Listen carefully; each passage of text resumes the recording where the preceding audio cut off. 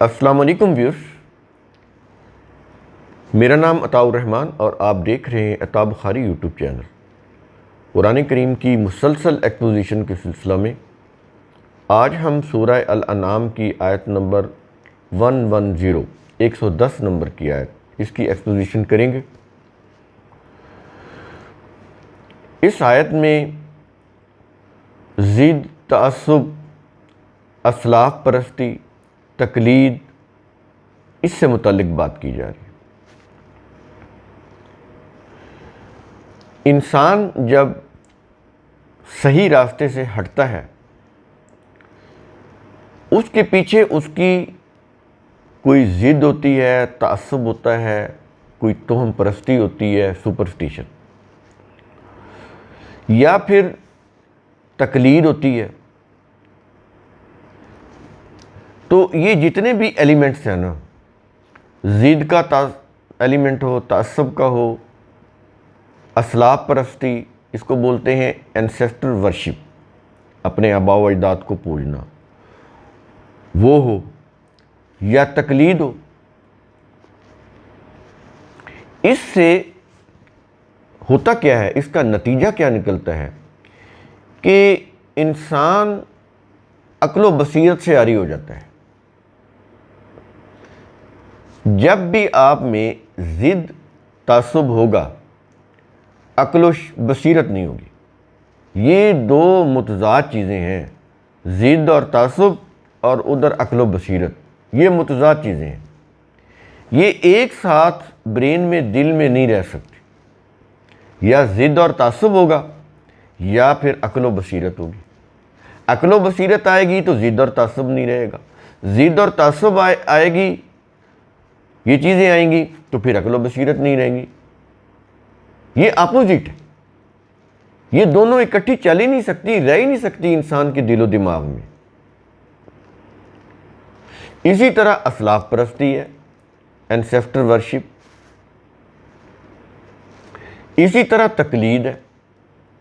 یہ جتنے بھی تقلید کرنے والے ہیں یا اسلاف پرستی میں مبتلا ہیں، ان کے سامنے آپ قرآن بیان کرتے رہیں، سائنس کی توجیحات پیش کرتے رہیں، دلائل دیتے رہیں، کوئی اثر ہوتا ہے ان کے اوپر؟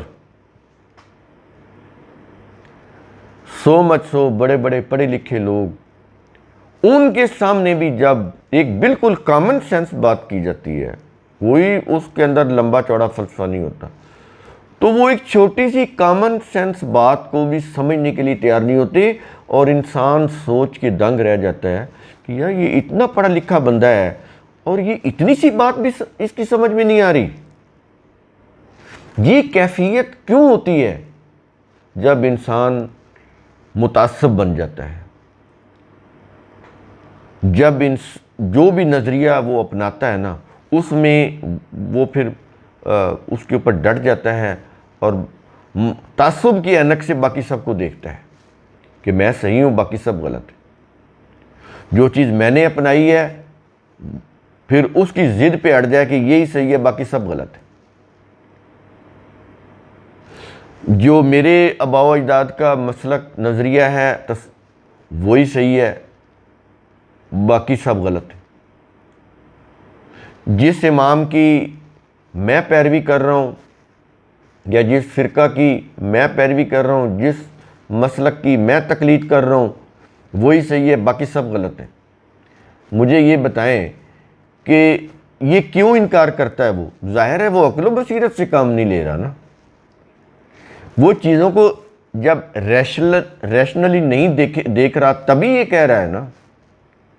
نہیں نا، آپ نے بازار سے کوئی چیز لینی ہے، آپ کیا کریں گے؟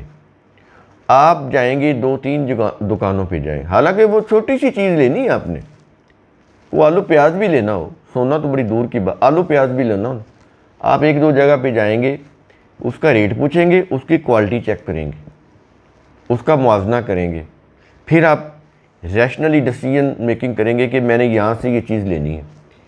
چند ٹکوں کی چیز ہے وہ، 100-200 کی، 1000-2000 کی، اس کے لیے بھی آپ ریشنل ڈیسیژن میکنگ کرتے ہیں کہ نہیں کرتے؟ تو وہ اس لیے کر رہے ہیں نا، آپ کسی ایک کے اوپر انحصار نہیں کر رہے۔ اب جو 100% ڈیپینڈیبل جو چیز ہے وہ تو اللہ کی وہی ہے نا، جو اس کی کتاب کے اندر ہے، قرآن کے اندر، اس سے تو آپ ہٹ چکے ہیں۔ اپنے عقائد اور مسلک کی چیزوں کو آپ سمجھ رہے ہیں کہ یہ حق پر ہیں، باقی سب غلط ہے۔ 73 فرقے ہوں گے، یعنی ایک جھوٹی روایت بنائی ہوئی ہے، اور اس کو پھر رسول سے منسوب کیا ہوا ہے، یعنی یہ اس سے بھی بڑا ظلم ہے کہ رسول نے کہا ہے۔ 23 فرقے ہوں گے، جن میں سے 72 فرقے جو ہے وہ جہنمی ہوں گے، گمراہ ہوں گے، ایک فرقہ جو ہے نا وہ ہدایت پر ہوگا، وہ جنتی ہوگا۔ اب یہ اس حدیث کا گھن چکر یہ ہے، یہ روایت کا، حدیث کا تو لفظ ہی نہیں کہنا چاہیے، حدیث تو احسن الکلام، یہ اللہ کی قرآن کی آیات، یہ حدیث ہے۔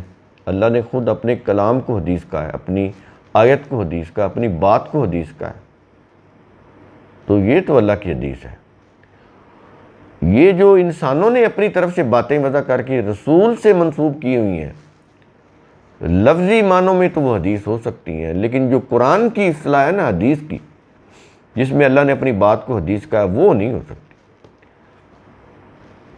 جو حدیث کو انہوں نے معنی پہنائے ہوئے ہیں کہ یہ قول رسول ہے، وہ پھر صحیح نہیں ہے۔ تو اب یہ جو چیز ہے کہ وہ اپنے ہی مسلک کی وہ تقلید کر رہا ہے، باقیوں کو وہ غلط کہہ رہا ہے، وہ اس لیے نا کہ وہ دیکھ ہی نہیں رہا، وہ قرآن کی طرف بھی نہیں دیکھ رہا اور باقی مسالک کو بھی نہیں دیکھ رہا، نہ وہ اپنے مسلک کی چیزوں کو دیکھ رہا ہے کہ چلیں وہ یہ کہے کہ میں باقیوں کے ساتھ کمپیریزن کر لوں، یا وہ یہ کہے کہ میں اپنے مذہب کو، اپنے مسلک کو قرآن کے اوپر رکھ کے، وہ جو سٹینڈرڈ ہے قرآن، وہ جو کسوٹی ہے، اس کے مطابق وہ جو سٹینڈرڈ ہے میں چیک کر لوں کہ اس سے یہ چیز ملتی ہے یا نہیں ملتی، وہ بھی نہیں ہے۔ تو پھر اس کا انجام کیا ہوگا؟ اس کا پھر انجام یہ ہوگا کہ عقل و بصیرت نہیں رہے گی، اور یہ لوگ اسی طرح پھر گمراہی میں مبتلا رہیں گے۔ یہ چیز اس آیت کے اندر کہی جا رہی۔ قرآن میں دو چیزیں کہی گئی ہیں۔ انسان صحیح راستہ اسی وقت حاصل کر سکتا ہے کہ ان دو میں سے کوئی ایک چیز پر بھی آ جائے تو اس کو صحیح راستہ مل جائے گا، منزل مل جائے گی۔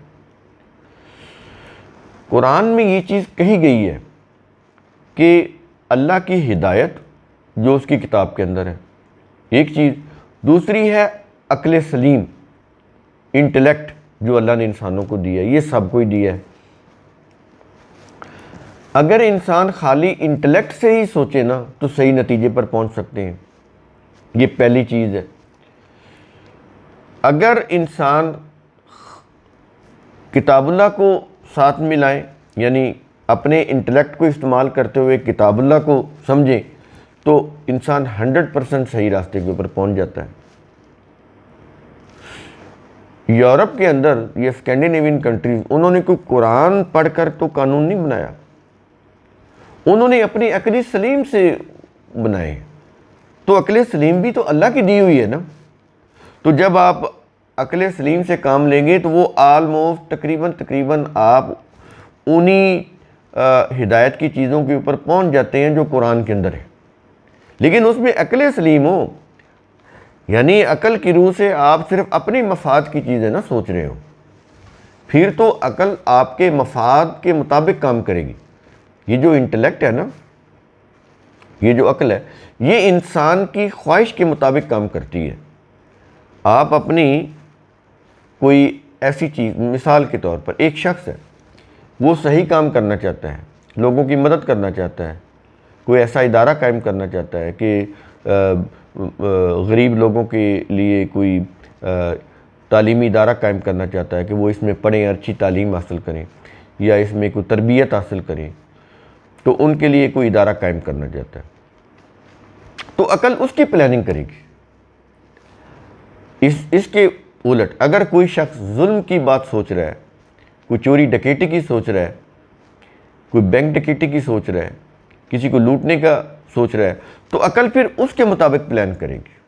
تو عقل عقلی صلاحیت موجود ہے. اب انسانی خواہشات کے اوپر مبنی ہے کہ انسانی خواہشات کیا ہیں, انسان کی خواہش کیا ہے, اس کی ڈیزائر کیا ہے. وہ اچھے کام میں عقل کو استعمال کرنا چاہتا ہے یا وہ برے کام میں عقل کو استعمال کرنا چاہتا ہے. اکارڈنگلی عقل کام کرے گی. عقل کا کام ہے اس کو پلان کر کے دینا, وہ کر کے دے گی آپ کو. تو جب آپ اچھے کام سوچیں گے, اچھا نظریہ سوچیں گے, اچھی سوچ اپنائیں گے, تو عقل اس کے مطابق کام کرنے لگ جائے گی. اگر آپ تقلید کریں گے تو پھر اس میں عقل و بصیرت نہیں ہے, ضد میں عقل و بصیرت نہیں ہے, تعصب میں عقل و بصیرت نہیں ہے, اسلاف پرستی میں عقل و بصیرت نہیں ہے. قرآن اس لیے منع کر رہا ہے اسے کہ ان چیزوں سے باز رہو. تو دو چیزیں بتائیں نا, اللہ کی ہدایت وہ یوں کہہ لیں انسٹنٹ فارمولہ ہے, ریڈی میڈ, کہ جیسے ہی آپ قرآن سے اصول لیں گے, نظام بنائیں تو اپنا کام شروع کر دیں, کامیاب ہو جائیں گے. ایک ہے عقل کی روح سے, تو پھر ٹرائل اینڈ ایرر ہے. آپ ایک کام 10 کام سلیکٹ کیے ہیں, ان میں سے 5 سال بعد آپ دیکھیں گے کہ یہ میرے غلط ہوئے ہیں, یہ صحیح ہیں. آگے پھر ان صحیح کاموں کو لے لیں گے, برے کاموں کو چھوڑ دیں گے. تو ان صحیح کاموں میں پھر آگے پھر کوئی اور چیزیں شامل کر کے پھر آگے 5 سال ایکسپیریمنٹ کریں گے, پھر اس میں دیکھیں گے میری یہ چیزیں غلط ہیں.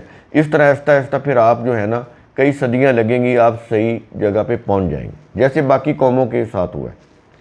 لیکن قرآن کا اعجاز یہ ہے کہ آپ کو یہ انسٹنٹ فارمولہ دیتا ہے کہ ریڈی میڈ قوانین اللہ نے بنا کے دے دیے ہوئے ہیں, آپ اس کو امپلیمنٹ کریں اور کامیاب ہو جائیں. دوسرا طریقہ یہ ہے کہ اپنی عقل سے ہی چلنا ہے, تو پھر ٹرائل اینڈ ایرر ہے. اس میں پھر صدیاں لگ جائیں گی, اس میں پھر نسلیں گزر جائیں گی, اس میں بڑا نقصان ہوگا, خون ریزی ہوگی, قتل و غارت ہوگی, تباہی ہوگی, بربادی ہوگی. پھر اینڈ پہ جا کے آپ کو کچھ چیزیں جو ہیں وہ پھر آپ آخر صحیح چیز کے اوپر پہنچ جائیں گے. پرفیکٹ وہ بھی نہیں ہوگی, لیکن بہت حد تک صحیح ہوگی. تو اس طرح سے یہ چیزیں ہیں. اللہ نے جو قوانین دیے ہیں وہ ریڈی میڈ ہیں, بنے بنائے ہیں, اس نے بنا کر دے دیے ہوئے ہیں. انسانوں کا کام ہے ان کو سمجھنا اور امپلیمنٹ کرنا. اس ضروری تمہید کے بعد اب ہم شروع کرتے ہیں سورہ الانعام آیت نمبر 110. الفاظ ہیں وَنُقَلِّبُ أَفْئِدَتَهُمْ وَأَبْصَارَهُمْ, اور ہم ان کے دل اور آنکھیں پھیر دیں گے. یعنی ان کی جو عقلیں ہیں نا, جیسے ہم کہتے ہیں نا کہ مت ماری جائے گی, یہ وہ چیز ہے. عقل نہیں رہے گی ان میں. یہ پھر اگین میں یہاں بتا رہا ہوں, اللہ کہہ رہا ہے ہم پھیر دیں گے. وَنُقَلِّبُ, ہم پھیر دیں گے. أَفْئِدَتَهُمْ وَأَبْصَارَهُمْ, ان کی آنکھیں, ان کے دل اور ان کی آنکھیں. یہ اللہ کے قانون کی روح سے چکے ہو رہا ہوتا ہے نا. انسان تعصب ضد میں مبتلا ہو جاتے ہیں, اسلاف پرستی میں تقلید میں مبتلا ہو جاتے ہیں. پھر اللہ کا قانون یہ ہے کہ وہ پھر ان کے دل اور آنکھیں پھیر دیتا ہے, یعنی حق سے پھیر دیتا ہے. وہ پھر حق کی طرف آتے ہی نہیں. چونکہ یہ اللہ کے قانون کی روح سے ایسا ہو رہا ہوتا ہے, اس لیے وہ اس کو اپنی طرف منسوب کرتا ہے کہ ہم ان کے دل اور آنکھیں پھیر دیں گے. اب سمجھائیے اس کے معنی کیا ہے.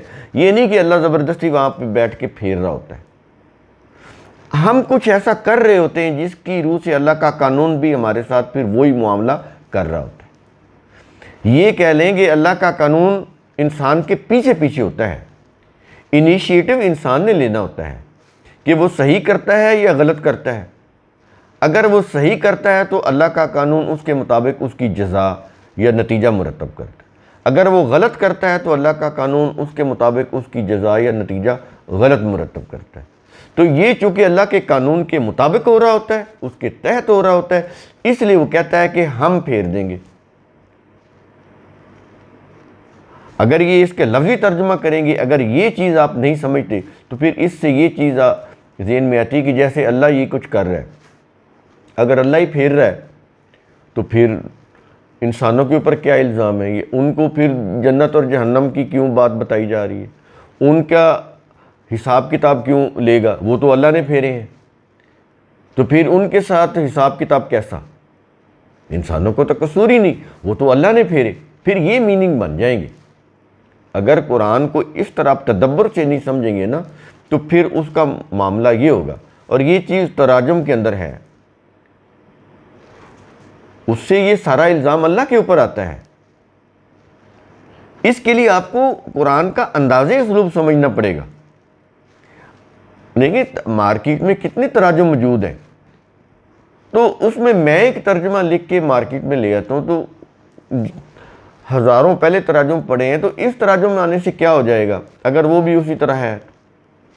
تو ہم نے قرآن میں یہ جو اللہ کا اسلوب ہے اپنے ترجمے کے اندر یہ سمجھایا ہے کہ یہ بات ایسی ہے تو یہ کیوں کہی جا رہی ہے، یہ کیوں کی جا رہی ہے ایسی بات، اس کا مطلب کیا ہے،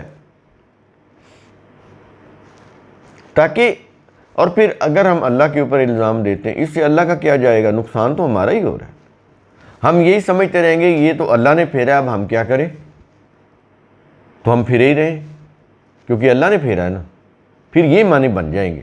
یہ چیز ہمارے نفسیات کے اوپر اثر انداز ہوتی ہے، جس قسم کی سوچ ہوگی وہ نفسیات کے اوپر اثر انداز ہوگی، اور وہی پھر انسان کا بیہیویئر بن جاتا ہے۔ اس لیے ہم نے کوشش کی ہے کہ اس کا جو انداز اسلوب ہے نا، اللہ کے بات کرنے کا جو انداز ہے وہ سمجھایا جائے، کہ جب وہ کہتا ہے کہ ہم انہیں گمراہ کرتے ہیں اس کا مطلب کیا ہے، ورنہ اللہ کے اوپر الزام آئے گا کہ اللہ نے گمراہ کیا، اب اس کو ہدایت تو کوئی دے ہی نہیں سکتا کیونکہ اللہ نے گمراہ کیا ہے، اور جب اللہ نے گمراہ کیا ہے تو پھر اس کے ساتھ حساب کتاب کیسا، پھر اس کو سزا کیوں، کیونکہ اللہ نے تو اس کو گمراہ کیا ہے۔ اگر اللہ نے اس کی مقدر میں قتل کرنا لکھا ہے تو اس کی دنیا کی عدالت کیوں سزا دے، اس کو آخرت میں اللہ کیوں جہنم میں پھینکے، یہ تو اللہ نے اس کے مقدر میں لکھا، اگر نہ لکھتا تو یہ قتل نہ کرتا۔ تو یہ چیزیں سمجھنی پڑیں گی، یہ مروجات جو تراجم ہیں ان سے یہ چیزیں سمجھ نہیں آئیں گی، بلکہ اس سے اور زیادہ گمراہی بڑھے گی۔ تو قرآن کا یہ انداز اسلوب ہم نے سمجھانے کی کوشش کی ہے اپنے ترجمے کے اندر، آسان اردو ترجمہ قرآن کے نام سے۔ پہلے یہ انڈیا میں چھپ چکا ہے اور اب یہ پاکستان میں بھی انشاءاللہ اگلے ماہ چھپ جائے گا۔ تو اس میں آپ دیکھیں گے، اس میں پھر آپ بہت ساری چیزوں سے بچ جائیں گے۔ جو صحیح کانسیپٹ ہے نا اللہ کی ذات کا، اس کی بات کرنے کا جو انداز ہے وہ سمجھ آ جائے گا۔ اگر اتنا ہی سمجھ آ جائے تو پورا دین سمجھ آ جاتا ہے۔ اس لیے ہم نے جو پہلا والیوم لکھا ہے، یہ جو سورہ فاتحہ سے لے کے سورہ نساء تک، اس میں قرآن کی بیسک کنسپٹ آ جاتے ہیں۔ اگر یہ آپ اس کو غور سے پہلا والیوم ہی سمجھ لیتے ہیں تو دین سمجھ آ جائے گا۔ آپ اس لیول کے اوپر چلے جائیں گے جو قرآن کا ایک لیول ہے سمجھانے کا، ایک اچھی بنیاد پڑ جائے گی قرآن کو سمجھنے کی۔ آیات کو اس طرح سے، ہر آیت کی اس طرح کی میننگ فل سیگمنٹیشن کی ہوئی ہے تاکہ بات سمجھ آتی جائے قرآن کیا کہہ رہا ہے، اس کا انداز اسلوب کیا ہے۔ تو کہہ رہا ہے کہ ہم ان کے دل اور آنکھیں، یعنی ان کی جو عقلیں ہیں وہ پھیر دیں گے، پھر وہ عقل و فکر سے، بصیرت سے کام ہی نہیں لیں گے۔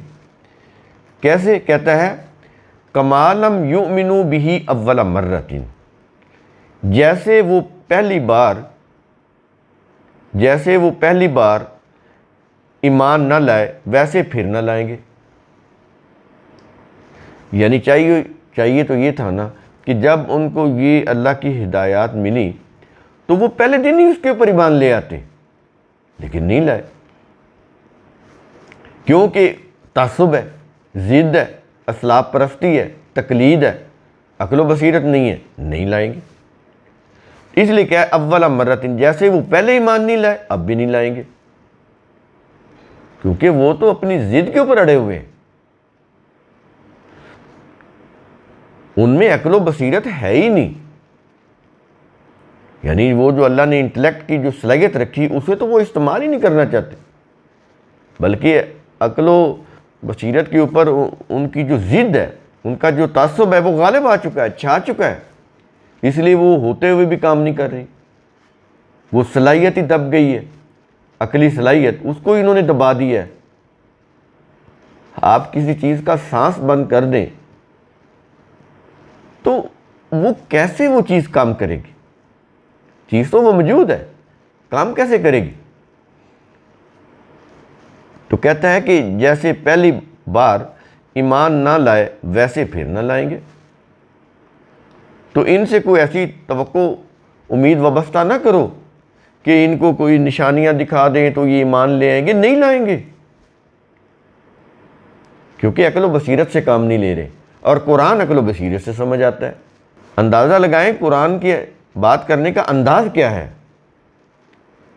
کہ جب عقل و بصیرت ہی نہیں ہے، ضد ہی ضد ہے، تعصب ہی تعصب ہے، اسلام پرستی اسلام پرستی ہے، تقلید ہی تقلید ہے، عقل کا نام و نشان نہیں، بصیرت ہے ہی نہیں، یہ ایمان کیسے لائیں گے؟ یہ ایسے ہی رہیں گے جیسے پہلے نہیں لائے، اب بھی نہیں لائیں گے۔ اس کے بعد آگے کہتا ہے